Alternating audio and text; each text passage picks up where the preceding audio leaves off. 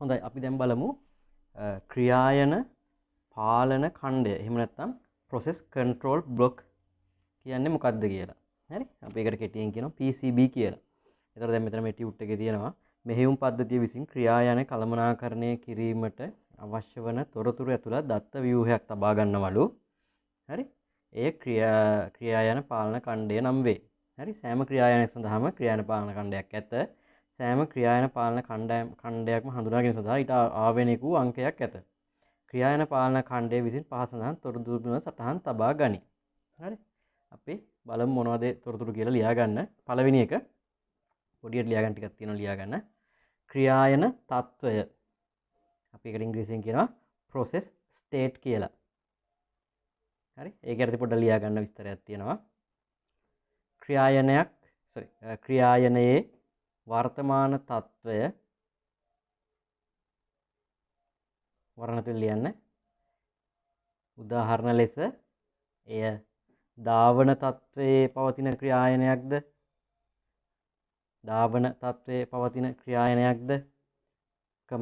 සූදානම් තත්වයේ පවතින ක්‍රියායනයක්ද වග වරහන වහන්න.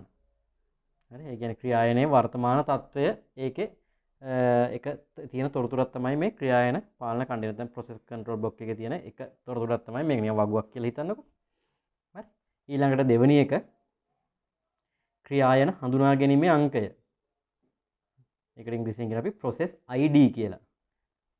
national ID එක වගේ අපේ තියෙන process ID එකක් තියෙනවා. ඒකෙන් තමයි මේ මෙහෙයුම් පද්ධතිය විසින් මේ ක්‍රියායන වෙන් වශයෙන් හඳුනාගන්නේ. හරි? ඒක යටතේ ලියන්න. ක්‍රියායන අනන්‍යව හඳුනා ගැනීමට සෑම ක්‍රියායනයකටම හඳුනා ගැනීමේ අංකයක් ඇත.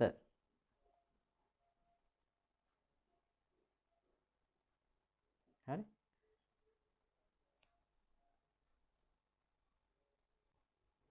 හරි. තුන්වෙනි එක වැඩසටහන් ගණකය. වැඩසටහන් ගණකය. ඒකට ඉංග්‍රීසියෙන් කියන අපි program counter. හරි? ඒකේ අර්ථය ලියා ගන්න. මෙමගින් ක්‍රියායනයේ ඊළඟට ක්‍රියාත්මක විය යුතු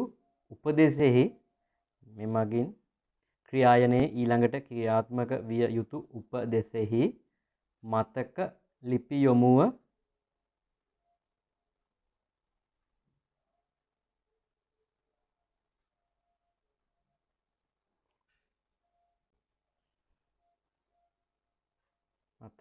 යොමුව ගබඩා කර තබා ගනී. ඒ කියන්නේ මෙහෙමයි. හරි? අපි හිතමු process එකක් තියෙනවා කියලා ඉලක්කම් දෙයක් එකතු කරන්න.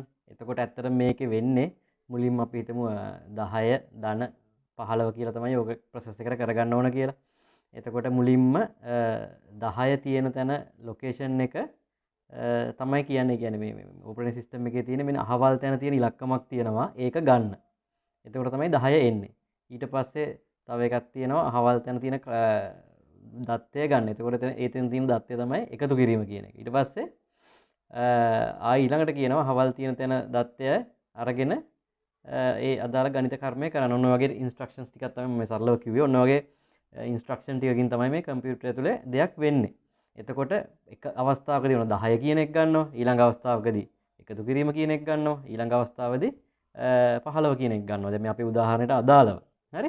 එතකොට හිතන්නකෝ මේ දැන් මුලින්ම ඔන්න 10 කියන එක ගත්තා. ඊට පස්සේ මෙතන මේ වැඩසටහන් කවුන්ට් එක මේක ප්‍රෝග්‍රෑම් කවුන්ට් එකක් තියෙන ඉලක්කම් යන 1 2 3 4 වගේ ඔහොම තියෙන්නේ. එතකොට පළවෙනි දෙන උපදෙස තමයි අපි හිතමු අපි හිතමුකෝ නිකන් උදාහරණයකට පළවෙනි උපදෙස තමයි 10 කියන එක ගන්න කියලා මේ CPU එක ඇතුළට.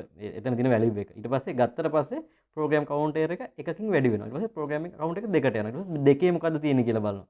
දෙකේ තියෙන්නේ අතන තියෙන මේ මොනවාද අපි උදාහරණයක් විදිහට මෙන්න අහවල් ඇඩ්‍රස් එකේ තියෙන දත්තය ගන්න. ඒකේ තියෙන එකතු කිරීම කියලා. ඒක ගත්තට පස්සේ ප්‍රෝග්‍රෑම් කවුන්ට් එක තව එකකින් වැඩි වෙනවා. ඒතකොට 3 වෙනවා. ඒතකොට තුන්වෙනි උපදේශ තමයි තුන්වෙනි එක විදිහට තියෙනවා අර අපේ ඊළඟ දත්තය ගන්න කියන එක. එතකොට මොකද්ද වෙන්නේ? 15 කියන එක ගන්නවා. අර දෙක එකතු කරනවා. ඔන්න ඔය වගේ මම බොහොම සරලව ඔයගලන්ට කිව්වේ. ඉතින් එතකොට ප්‍රෝග්‍රෑම් කවුන්ටර් කියන්නේ ඊළඟට වෙන්න තියෙන්නේ මොකද්ද කියන එක ට්‍රැක් කර කියන්නේ. එයා තමයි මතකේ තියාගෙන ඉන්නේ ඊළඟට කරන්න තියෙන මොකද්ද කියලා. හිතන්නකෝ ඔයගලන්ට මොකක් හරි වැඩ ලිස්ට් එකක් දුන්නා කියලා. එතකොට කණ්ඩායමක් වශයෙන් එතකොට එක එක්කෙනෙක් අපි වෙන් කරනවා පිළිවෙලට අපි වැඩ ටික කරගෙන යනවා. ඒ වැඩේ කරා නම් හරියට දාලා ඊළඟට මොකද්ද තියෙන වැඩේ කියලා මම මතක තියාගන්න. අන්න ඒ වගේ වැඩක් තමයි මේ ප්‍රෝග්‍රෑම් කවුන්ටර් එකෙන් වෙන්නේ. හරි. එතකොට වැඩසටහන් මොකද පිළිවෙල මෙමගින් ක්‍රියායනයේ ඊළඟට ක්‍රියාත්මක යුතු උපදෙසේ මතක ලිපියවම ගබඩා කර තබා ගනි. ඊළඟට කරන්න ඕනේ මොකද්ද කියන එක තමයි මේකෙන් මේ කියන්නේ. හරි. හතරවෙනි එක ක්‍රියායන රෙජිස්ටර්. ක්‍රියායන රෙජිස්ටර්ස්. ක්‍රියායන රෙජිස්ටර් නැත්නම් රෙජිස්ටර්ස්. අපි ඒකට වරණ තුල ලියා ගන්න CPU රෙජිස්ටර්ස් කියලා. අපි දන්නවා මේ පරිගණකයේ CPU එක ඇතුළේ තියෙන රෙජිස්ටර්ස් කියලා જાතියක්. ඒකේ තමයි මේ ඕන පොඩි පොඩි දත්ත මේ ගබඩා කරලා තියාගන්නේ මේ ඒ කියන්නේ ඒ ක්‍රියායන වලට අවශ්‍ය වෙන. ඒ process එක run වෙද්දී ඒ වලට දාලා මේ දත්ත ඇවිල්ලා ඔය රෙජිස්ටර්ස් වලට තැන්පත් වෙනවා. හරි. අර දැන් මම කිව්වා 10 එකතු කිරීම 15 කියන එකත් යම් අවස්ථාවකදී රෙජිස්ටර්ස් වලට ඇවිල්ලා තමයි සකසණයෙන් සකස් වෙන්නේ. හරි. ඊට පස්සේ ඒක යටතේ ලියමු ක්‍රියායනයේ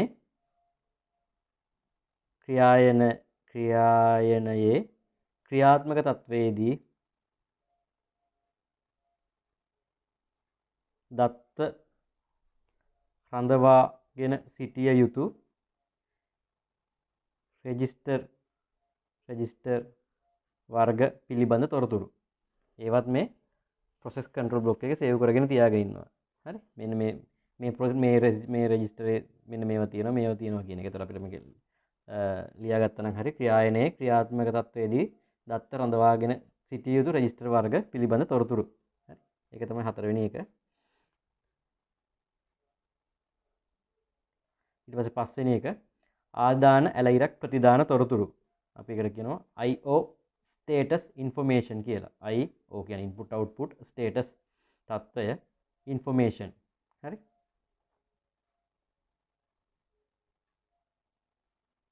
ඒක අර්ථ ලියන්න. ක්‍රියායනයට අවශ්‍ය ආදාන සහ ප්‍රතිදාන උපාංග පිළිබඳ තොරතුරු. හරි. ඒක තමයි අපිට මෙතනදී ලියා ගන්න තියෙන්නේ.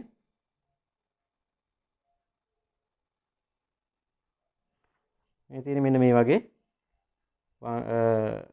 වගුවක් වගේ තමයි නිකන් මේක අපිට හඳුන ගන්න පුළුවන් මෙන්න මේ වගේ.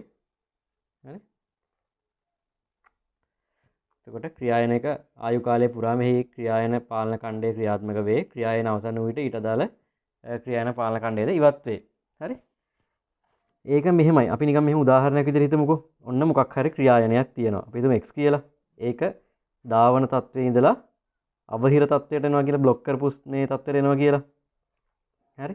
එතකොට අන්න ඒක මේ කොච්චර ධාවනය වෙලාද අවසන් වුනේ. ඒ වෙලාවේ ඊට අදාළ ඒ process එකට අදාළ registers වල මොනවද තිබුණේ. තව හරිද? අන්න ඒවා මේ ස්ටෝර් කරලා තියා ගන්නවා මේ process control block එකේ. එතකොට තමයි මේක ආයි වටයක් ගහලා ඇවිල්ලා ආයි ධාවන තත්ත්වයට ආවම නැත්තම් කොතනද නැවැත්තුවේ කියලා මතක නැහැ නේ. අපි නිකන් අපි උනත් බලන්නකො මේ පොතක් කියවගෙන නැද්දි නවත්තපු තැන බුක්මාර්ක් එකක් දානවනේ. එතකොට අපි ඊළඟට ආයි පොත කියවන්න ගත්තාම මේ බුක්මාර්ක් එක අරගෙන එතන ඉඳන් කියවනවා.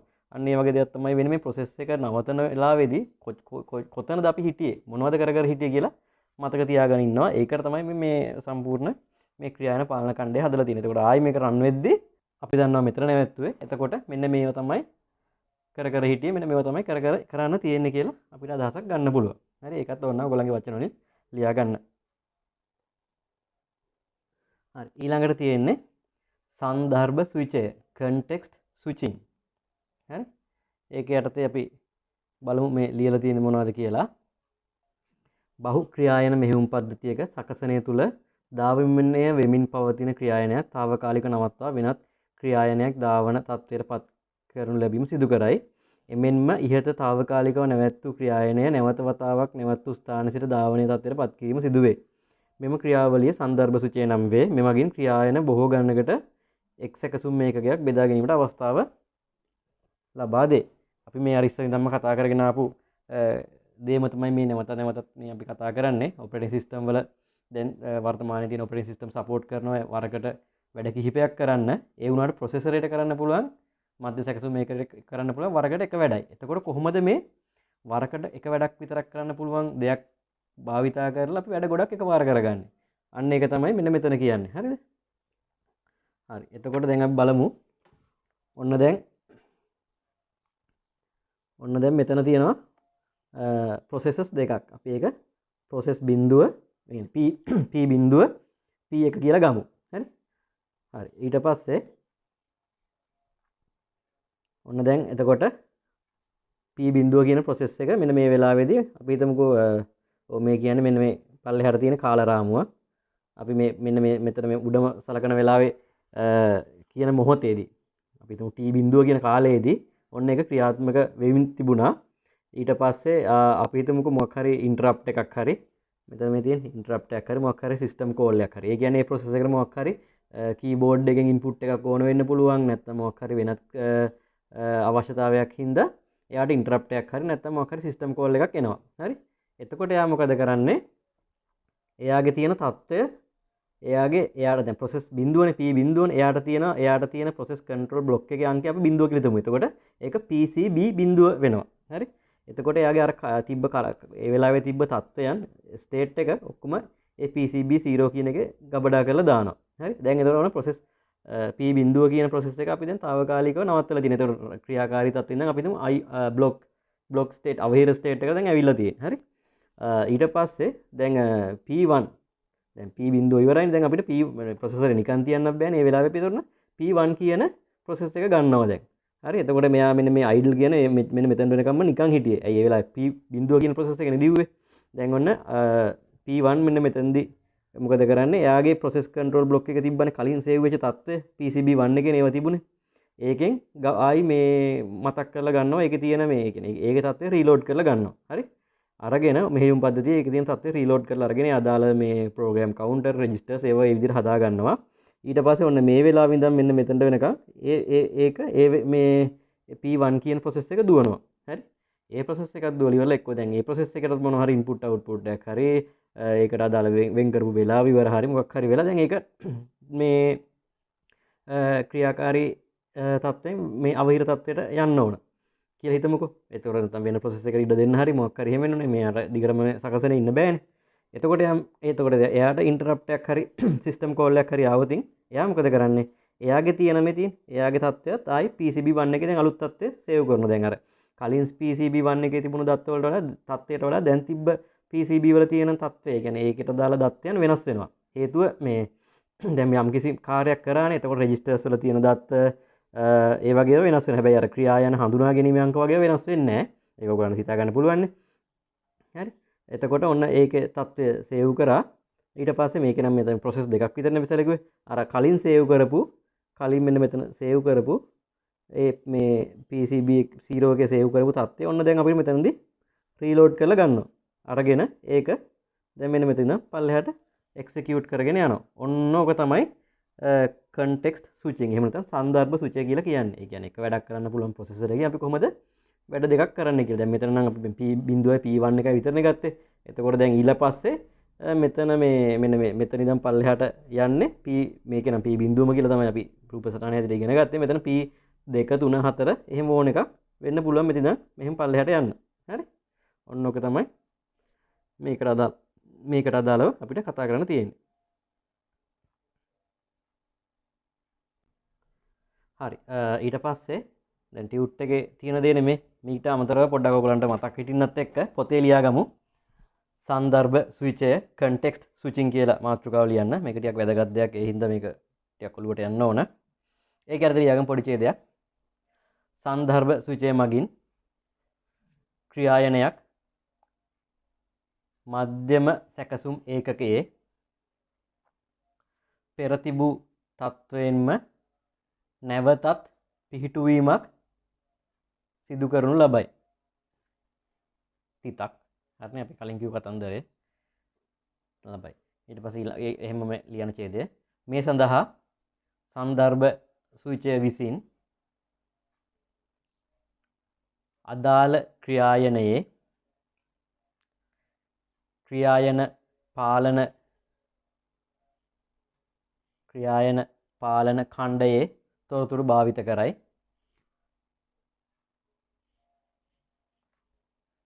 මෙමගින් ක්‍රියායනයක් අවසන් වරට ක්‍රියාත්මකව තිබූ තත්වයෙන්ම ආරම්භ කළ හැකිය. අර අපි කලින් කතා කරා වගේ කළ හැකිය කියලා එතන තිතක් තියෙන. එතනින් වෙලා අපි කලින් කතා කරා වගේ ඒ කියන්නේ අපි එතන වැඩක් කර කර හිටිය නැවැත්තුවා. ඊට පස්සේ වෙන වැඩකට ගියා. අතන නවත්තපු තැනින්ම ඔන්න අපි ආයි පටන් ගත්තා. ඒක තමයි මෙතන මේ ඡේදයෙන් කිව්වේ. හරි ඊට පස්සේ පල්ලෙන් පොඩි තරුවක් දාලා ලියන්න. සන්දර්භ සුචය මගින් ක්‍රියායන ගණනාවකටම එක් මධ්‍යම සැකසුම් ඒකකයක් බෙදා ගැනීමේ අවස්ථාව ලබා දේ. එම නිසා මෙම ක්‍රමවේදය බහුකාර්ය මෙහෙයුම් පද්ධතියක අත්‍යවශ්‍යම ලක්ෂණයකි. තිතක්.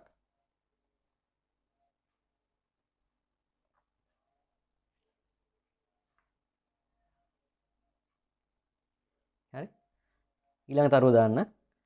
නියම කරන අපි කලින් කතා කරා ෂෙඩියුලර්ස් කියලා. ඔයාලට මතකයිනේ? අර මගේ වෙනම කරපු 7 ස්ටේට් ප්‍රොසෙස් ඩයග්‍රෑම් එකෙත් තිබුණානේ. හරි. නියම කරන වර්ණතුල් ෂෙඩියුලර්ස් විසින් ක්‍රියායනයක් දාවන අවස්ථාවේ සිට වෙනත් තත්වයකට යැවීමේදී සන්දර්භ සුචය මගින් එම ක්‍රියායනය මධ්‍යම සැකසුම් ඒකකයේදී තිබූ තත්වය ක්‍රියායන පාලන ඛණ්ඩයේ ගබඩා කර අදාළ රෙජිස්ටර්ස් වලින් එම ක්‍රියායනයේ දත්ත ඉවත් කරනු ලබයි. හරි. CPU එකේ තියෙන්නේ hard disk ඉර ගොඩක් තිබ්බට CPU එකේ දේවල් අපිට ගබඩා කරගන්න තියෙනවා රෙජිස්ටර්ස් තමයි CPU එකේ පොඩි තියෙන తాවකාලික මතකයන්. ඒකට බොහොම සීමිත මතකයක් තමයි තියෙන්නේ. මෙගාබයිට් වලින් තමයි සාමාන්‍ය පරිගණකයක ඔය රෙජිස්ටර්ස් තියෙන්නේ උතන. හරි. එතකොට එයාට ගොඩක් ඉඩ නැති හින්දා hard එකේ තියෙන අපි hard එකේ නම් බලන්න ෆිල්ම්ස් ගත්තත් ගේම්ස් ගත්තත් ලොකු softwares ගත්තත් දැන් ගිගාබයිට් ගණනේ තියෙන්නේ. ඒ වුණාට සකසනේ ඉඩ තියෙන මෙගාබයිට් ගණන් විතරයි. මෙගාබයිට් උත් පොඩි ගණනක් 8ක් වෙන්න පුළුවන් 16ක් වෙන්න පුළුවන් උපරිම. හරි. ඒක මේ ප්‍රොසෙසරේ ගාන අනුව ඒක වෙනස් වෙනවා. හරි. එතකොට ඒකේ මේ ප්‍රොසෙසර් මේ රෙජිස්ටර්ස් වල මොනවද තිබුණේ කියලා ප්‍රොසෙස් කන්ට්‍රෝල් බ්ලොක් එකේ යා කොහේ හරි එයා සේව් කරගෙන ඒකේ මේ රෙජිස්ටර්ස් වලින් ඒ දත්ත ටික අයින් කරනවා. මොකද ඊළඟට එන ප්‍රොසෙස් එකට ඒ මේ රෙජිස්ටර්ස් වල ඉඩ දෙන්න ඕන හින්දා. හරි. හරි. ඊට පස්සේ ඊළඟ තරුව දාන්න. තුන්වෙනි තරුව සන්දර්භ සුචය විසින් ඉහත කාර්ය සඳහා ගත කරන කාලය අමතර වැය කිරීමකි. එම නිසා පරිගණකයේ ක්‍රියාකාරීත්වය අකාර්යක්ෂම වීමක් මෙමගින් සිදුවේ. හිතා. හරි. එතකොට මේ සන්දර්භ සුචය කියන එක අපිට අත්‍යවශ්‍ය දෙයක්. මේ මොකද මේ මෙහෙයුම් පද්ධතියක වැඩ ගොඩක් අපිට එකපාර කරගන්න. හැබැයි මේ ප්‍රොසෙස් කන්ට්‍රෝල් බ්ලොක් එකට මේවා සේව් කරන එක ආයි ඒවා ගන්න එක එතකොට මේ ඒකේ තිබ්බ රෙජිස්ටර්ස් වල අදාළ වැලියුස් ආයි දාගන්න එක අන්න එතන පොඩි කාලයක් තියෙනවනේ. අන්න එතකොට එහෙම ගත්තොත් ඒ අතරතුරදී මේ අපිට මේ මොනවද කියන්නේ පරිගණකයේ කාර්යක්ෂමතාවයට පොඩි බාධාවක් වීමකුත් වෙලා තියෙනවා. මෙන්න මේක තමයි ප්‍රොසෙස් කන්ට්‍රෝල් බ්ලොක් එකේ කියන්නේ සෝරි සන්දර්භ සුචයේ තියෙන එකම පාඩුව. හොඳයි.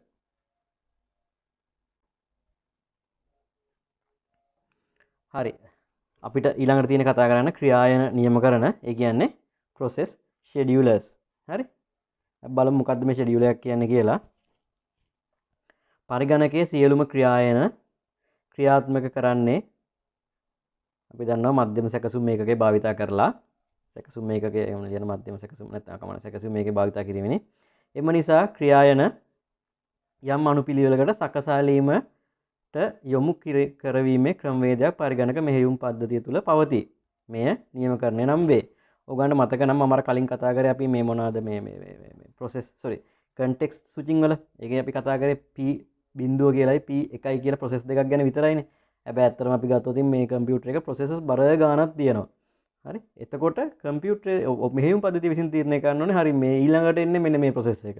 හරි මම දැන් මේ process එක නවත්තනවා. ඊළඟට එන්නේ මෙන්න මේ process එක. ඔන්න ඔහම ඒ processes පිටුම 1000ක් 2000ක් සමානලාට ඊටතරා 10000ක් උනත් තියෙන්න පුළුවන් processes. හරි. ඉතින් අන්න ඒවා හරියට මේ සකසනේ වෙත හරි වෙලාවෙදී යවන්න ඕනේ. අන්න ඕක තමයි මේ ක්‍රියායන නියම කරන process schedulers තියෙන්නේ. හරි. නියම කරන වර්ග තුනක් තියෙනවා. හරි. පළවෙනි එක ලියන්න. ඔයගොල්ලෝ දැන් දන්නවා මොනවද මේවා කියලා. පළවෙනි එක ලියන්න. දීර්ඝ කාලීන නියම කරන වරණ ඇතුලේ long term schedulers long term schedulers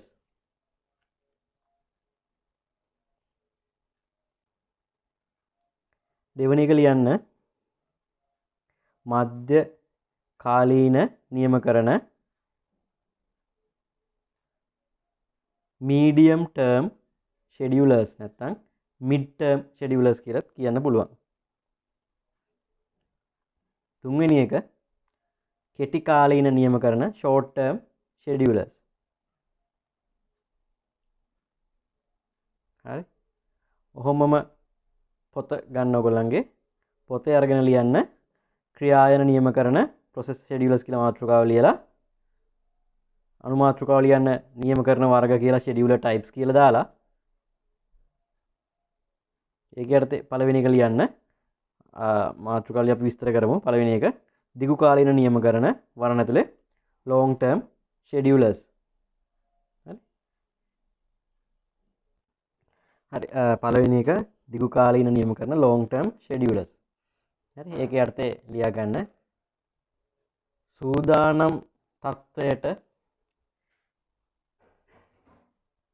ඊළඟට යවනු සූදානම් තත්වයට ඊළඟට යැවිය යුත්තේ කුමන ක්‍රියායනයද යන්න තීරණය කරනු ලබන්නේ මෙමගිනි. හරි. සූදානම් අර ready කියන 7 state process diagram එකේ ready කියන state එකට මේ යවන්නේ මොන process ද කියලා පිළිවෙලට හදන්නේ මෙන්න මෙයා තමයි. හරි. ඒ කියන්නේ ගොඩක් වෙලාවට create වෙලා ready මේ create වෙලා ready වෙන්නේ මොන process ද කියලා තීරණය කරන්නේ මොන පිළිවෙලටද කියලා තීරණය කරන්නේ මෙන්න මෙයා. ඒ process අතර මේ long term scheduler කියලා කියන්නේ අන්න එයා තීරණය කරන ගොඩක් දුර ගැන හිතලානේ. මොකද මේ process එක terminate වෙනකම් ආරම්භයේ සිට අවසානයේ දක්වා හිතන්න ඕනේ යා මේ process පිළිවෙලට හදද්දී. අන්න ඒ හින්දා මේක long term schedulers කියලා කියනවා. හරි. දෙවෙනි එක ලියමු අපි මධ්‍යකාලීන නියම කරන mid term schedulers. හරි. ඒකේ අර්ථය ලියා ගන්න ප්‍රධාන මතකය සහ ද්විතීක මතකය අතර ක්‍රියායන හුමාරු කරයි. ඔයගොල්ලන්ට මතක නම් අර අපි 7 state process diagram එකේ කතා කරානේ මේ swapped out කියලා ප්‍රතිහරණය කළ. ඒ කියන්නේ ඒක ප්‍රතිහරණය කොටස කියන්නේ මේ hard drive එකේ ද්විතීක එකේ ප්‍රධාන මතකයේ තියෙන ready එකයි අවහිර කියන එකයි විතරයි. එතකොට මොන process ද කොයි පිළිවෙලටද ප්‍රතිහරණය කරන්නේ ආපස්සට ගන්න කියන එක තීරණය කරන්නේ මේ මධ්‍යකාලීන නියම කරන මගින්. හරි. එතකොට මේ මුකුත් වැඩක් නැතුව ගොඩක් වෙලා තියෙන ඒවා යවනවා මේ ප්‍රතිහරණය කරනවා. අනිත් ඒවා මේන් මෙමරි එකේම තියාගෙන ඉන්නවා. හරි. ඒව කොහොමද තීරණය කරන්න කියන එක තමයි මේ මොනවාද කොයි පිළිවෙලට කොහොමද කරන්න කියන එක තමයි මධ්‍යකාලීන නියම කරන වලින් නැත්නම් mid term medium term නැත්නම් mid term schedulers වලින් කරන්නේ. හරි. තුන්වෙනි එක කෙටි කාලීන නියම කරන short term scheduler. මේක බොහොම කෙටි දුරට තමයි ලොකුවට හිතන්න දෙයක් නැහැ. එයා මොකද කරන්නේ? සූදානම් තත්ත්වයේ පවතින ක්‍රියායනයන්ගෙන් කුමන ක්‍රියායනය ඊළඟට සකසනය වෙත වරණ ඇතුලේ ක්‍රියාකාරී තත්ත්වයට කියලා අපි ඉගෙන ගත්තනේ ක්‍රියාකාරී ධාවන නැත්නම් ක්‍රියාකාරී ඇලයිරක් ධාවන තත්ත්වයට පත්විය යුතුද යන්න තීරණය කරන මෙයා තමයි. හරි. සූදානම් තත්ත්වයේ පවතින ක්‍රියායනයන්ගෙන් කුමන ක්‍රියායනය ඊළඟට ධාවන තත්ත්වයට පත් කර යුතුද තීරණය කරන්නේ මේ මගින්. එයාට එච්චර දෙයක් හිතන්නේ නැහැ. එයා රෙඩි කිව් එකට ඇවිල්ලා තියෙන පොලිමට එතනින් මොකක්ද ඊළඟට ධාවන තත්ත්වයට යවන්නේ කියන විතරයි එයා තීරණය කරන්නේ. හරි. ඊළඟට අපිට තියෙනවා වගුවක් පුරවන්න තියෙනවා. ඒකේ පළවෙනි මේ දීර්ඝ කාලීන නියමකරණ යටතේ පළවෙනි එකේ ලියා ගන්න පොඩියට ලියා ගන්න ටිකක් තියෙනවා. කාර්ය නියමකරණයේකී වරණ තුන ලියන්න job scheduler වරහන වහලා ආචයනයක ඇති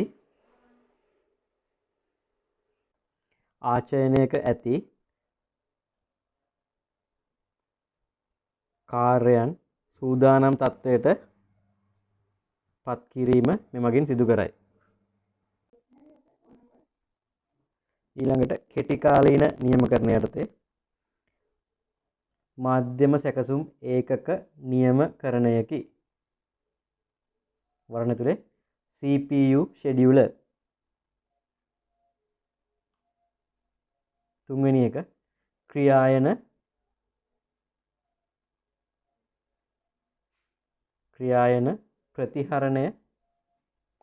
ප්‍රතිහරණ නියමකරණයකි. process swapping scheduler. හරි.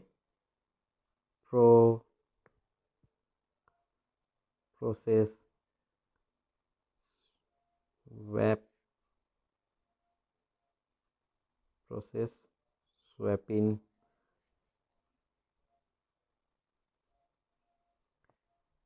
scheduler.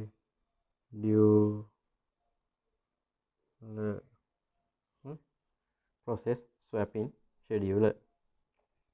මේකේ වගුවේ ඔයගොල්ලෝ හොඳට මේ නෝටිස් කරන්න මුලින්ම තියෙන්නේ දීර්ඝ කාලීන නියමකරණ, ඊළඟට තියෙන කෙටි කාලීන, ඊළඟටයි මධ්‍ය කාලීන තියෙන්නේ. දීර්ඝ මධ්‍ය කෙටි නෙමෙයි වගුවේ තියෙන දීර්ඝ කාලීන, කෙටි කාලීන, මධ්‍ය කාලීන කියලා තමයි බෙදලා තියෙන්නේ. හරි. හරි. ඊට පස්සේ දීර්ඝ කාලීන නියමකරණ යටතේ දෙවනි කරුණ පළවෙනි කොටුව පිරෙවුවානේ දෙවනි කොටුව සංචිතයේ ඇති ක්‍රියායන තෝරා ඒවා ක්‍රියාත්මක කිරීම සඳහා මතකයට ගෙන ඒම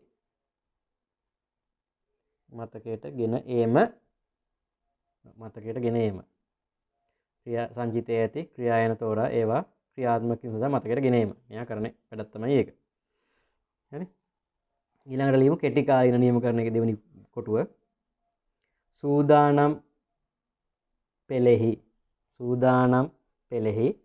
ඒක ලියන්න රෙඩි සූදානම් කියන තත්ත්වයට අපි කියන්නේ රෙඩි කියලානේ. වරණ දෙක ලියන්න රෙඩි Q කියන්නේ පොලිම කියන එක. QUE. හරි. රෙඩි Q වරණ දෙක දාගන්න. හරි.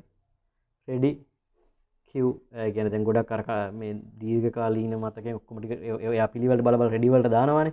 ඊට පස්සේ මේ අපි දන්නවා කෙටි කාලින එකෙන් ගන්න මොකද්ද රෙඩි එකේ තියෙන ඒවා යවනවා මේ රනින් දාවන තත්ත්වයට. එතකොට සූදානම් පෙළෙහි නැත්නම් වරණ රෙඩි කිව් ඇති ක්‍රියායන තෝරා ක්‍රියාත්මක කරවීම සඳහා සකසනය වෙත යවනු ලැබේ.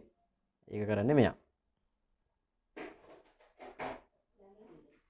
හරි. ඊළඟට මධ්‍ය කාලීන නියමකරණයට දෙවෙනි කොටුව අතත්්‍ය මතකයෙන් ක්‍රියායනයන් ක්‍රියාත්මක තත්ත්වයට පත් කිරීම සඳහා ප්‍රධාන මතකයට මාරු කරයි.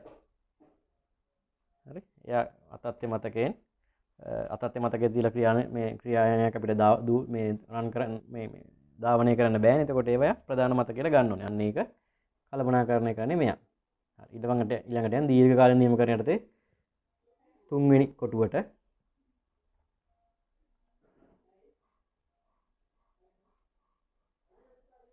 සකසනය මගින් ක්‍රියාත්මක කරවීම සඳහා ප්‍රධාන මතකයේ තිබිය යුතු ක්‍රියායන සංඛ්‍යාව පාලනය කරයි.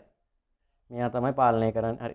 පාලනය කරයි. තිත. එච්චර හරි. ඒතර මෙයා තමයි ප්‍රොසෙසරයට කොච්චර ක්‍රියායනයක් පාලනය කරන්න පුළුවන්ද කියලා තීරණය කරලා ඊට අදාළ කටයුතු කරන්නේ මෙයා. සකසනය මගින් ක්‍රියාත්මක කිරීම සඳහා ප්‍රධාන මතකයේ තිබිය යුතු ක්‍රියායන සංඛ්‍යාව පාලනය කරයි. හරි. ඊළඟට කෙටි කාලින නියමකරණ යටතේ සකසනය විසින් ක්‍රියාත්මක කිරීම සඳහා ප්‍රධාන මතකයේ තිබිය යුතු ක්‍රියායන සංඛ්‍යාව මත අවම පාලනයක් සිදු කරයි. සකසනය විසින් ක්‍රියාත්මක කරවීම සඳහා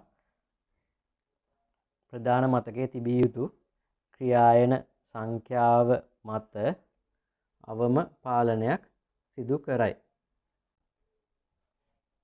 ඇත්තටම මෙයාට එම ලොකු පාලනයක් කරන්න දෙයක් නැහැ. අර දීර්ඝකාලීන නියමකරණ වලින් එවනවනේ. එතකොට ඒ අදාළ විදියට තමයි එයා එවන්නේ. ඉතින් එතකොට මෙයාට ලොකු පාලනයක් කරන්න දෙයක් නැහැ. එයා දන්නවා මෙන්න මෙච්චර සකස් කරන්න පුළුවන් කියලා. ඒ යටතේ මෙයා යම්කිසි පාලනයක් කරනවා.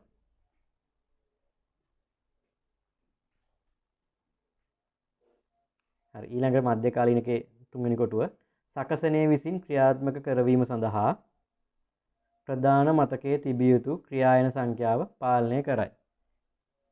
හරි, මේකත් ඒ වගේම තමයි. එයාට කරන්නේ මොකද්ද? මේ සකසනයේට ප්‍රධාන මතකයට නිකන් දරා ගන්න බෑ වගේ නම් මේ ටික යවනවා ද්විතීයික මතකයට.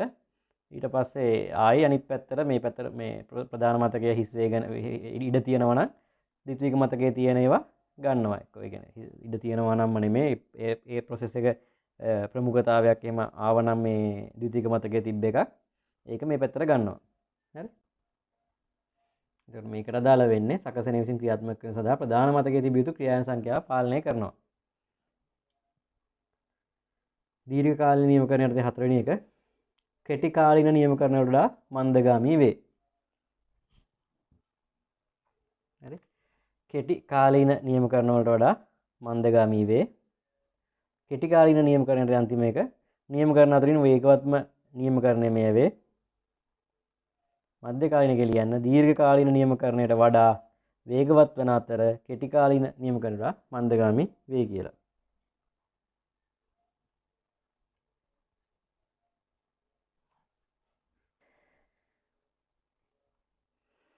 ඊට පස්සේ පොතට යන්න ආයේ අපි අන්තිමටම ක්‍රියායන නියමකරණ විස්තර කරලා නවත්තපු තැන ඉන්නේ. එතන යටින් වාක්‍යයක් ලියන්න. ක්‍රියායන නියමකරණයේදී පා සඳහන් කරුණු පිළිබඳව සැලකිලිමත් වේ කියලා. පළවෙනි එක කාර්යය පූර්ණ කාලය. කාර්යය පූර්ණ කාලය. ඒකට අපි කියනවා turn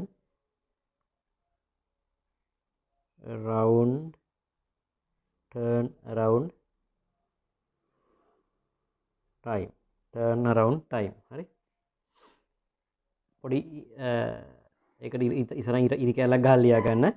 ක්‍රියායනයක් සම්පූර්ණයෙන්ම ක්‍රියාත්මක වී අවසන් කිරීමට ගතවන කාලය තමයි මේ විදිහට අපි හඳුන්වන්නේ. ක්‍රියායනයක් සම්පූර්ණයෙන්ම ක්‍රියාත්මක වී අවසන් කිරීමට ගතවන කාලය. ඊළඟ එක සාධිත ප්‍රමාණය. සාධිත ප්‍රමාණය. ඒකට අපි කියනවා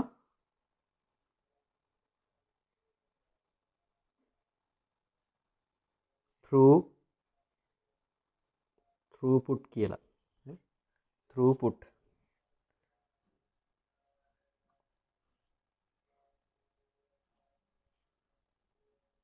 ඒක අර්ථය ලියන්න.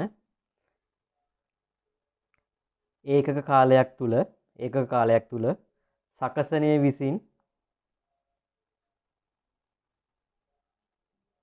ක්‍රියාත්මක කරනු ලබන ක්‍රියායන සංඛ්‍යාව. හරි, ඒකක කාලයක් තුල සකසනය විසින් ක්‍රියාත්මක කරනු ලබන ක්‍රියායන සංඛ්‍යාව. අපි හිතමු තප්පරයක් ඇතුළත ක්‍රියායනය 500ක් කරනවා. කිසියම් කාල සීමාවක් තුළ සකසනය විසින් ක්‍රියාත්මක කරනු ලබන ක්‍රියායන සංඛ්‍යාවට තමයි throughput කියලා කියන්නේ. හරි, තුන්වෙනි එක ප්‍රමාද කාලය වර්ණ තුන ලියන්න. waiting time. ඒකට තමයි කියන්නේ. ඒකට පොඩි ඉරක් ගහලා ලියන්න. ක්‍රියායනයක් සකසනයට ලබා දීමට පෙර සූදානම් තත්වයේ පෙළ ගැසී පවතින කාලය.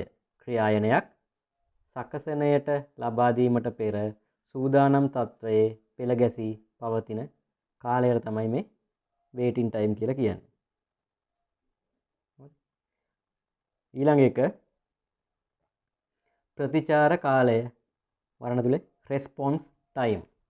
ප්‍රතිචාර කාලය වර්ණ තුලේ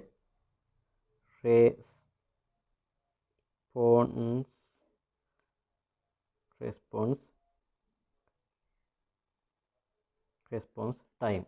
හරි.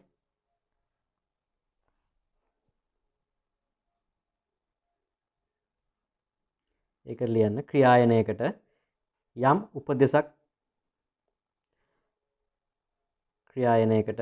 උපදේශක් ලැබුණු මොහොතේ සිට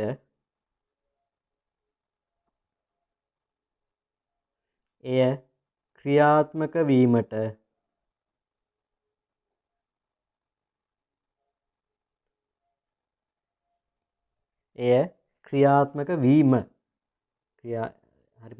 ක්‍රියායනයකට යම් උපදෙසක් ලැබුණු මොහොතේ සිට එය ක්‍රියාත්මක වීම ආරම්භ වන මොහොත දක්වා වූ කාලය.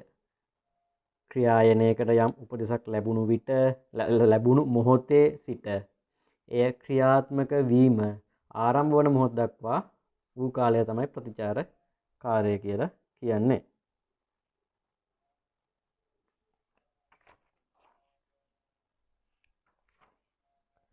හරි. මීට අමතරව ඊළඟ මේක තමයි ප්‍රධාන කරුණු ටික. අපි දැන් මේ කතා කරේ සකසනයක් නියම කරනවලදී පහත මේ සඳහන් කරුණු පිළිබඳව සලකනවා කියලානේ. එතකොට ඔන්න ඕක ගැන සලකනවා. ඕක ගැන සලකලා තමයි නියම කරන ඒ අදාළ ප්‍රොසෙස් පිළිබඳ තීරණ ගන්නෙ. මීට අමතරව ලියන්න ඊළඟ එක මධ්‍ය සැකසුම් ඒකකය ඉහළ කාර්යක්ෂමතාවයකින් භාවිතා කිරීම. ඒක ගැනත් මෙයා සැලකිලිමත් වෙනවා. මධ්‍ය සැකසුම් ඒකකය ඉහළ කාර්යක්ෂමතාවයකින් භාවිතා කිරීම. ඊළඟ එක සෑම ක්‍රියායනයක් සඳහාම